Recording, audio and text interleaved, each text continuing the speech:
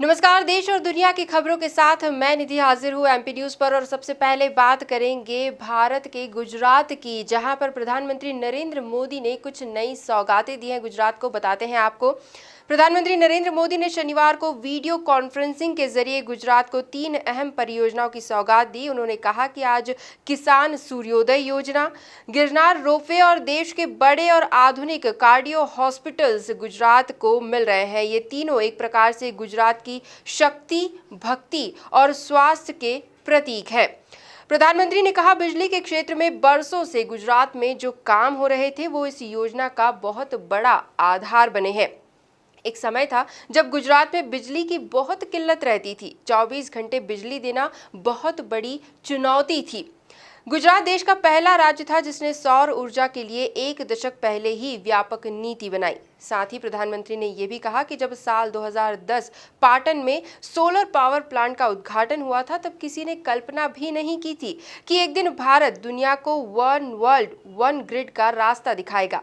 आज तो Bharat solar power के उत्पादन और उसके उपयोग दोनों ही मामलों में दुनिया के अग्रणी देशों में से है।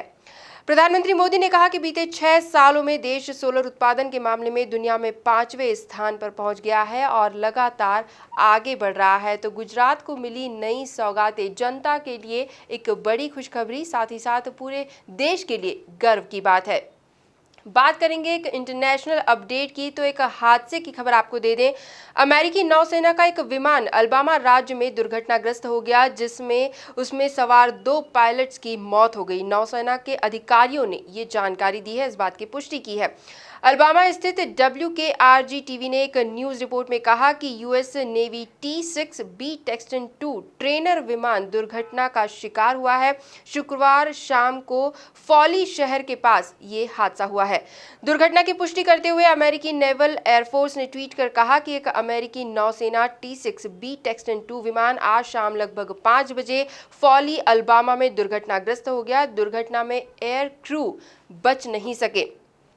आगे कहा गया कि हमने पुष्टि की है कि इस दुर्घटना के परिणाम स्वरूप कोई भी नागरिक घायल नहीं हुआ है। नौसेना के कर्मचारी घटनास्थल पर हैं और स्थानीय अधिकारियों के साथ सहयोग भी कर रहे हैं ताकि क्षेत्र की सुरक्षा और स्थानीय समुदाय की सुरक्षा सुनिश्चित की जा सके। और साथ ही साथ आपको ये भी बता दें कि मृतकों की पहचान फिलहाल सार्वजनिक नहीं की गई है। तो अमेरिकी नौसेना का एक विमान अलबामा राज्य में दुर्घटनाग्रस्त हो गया।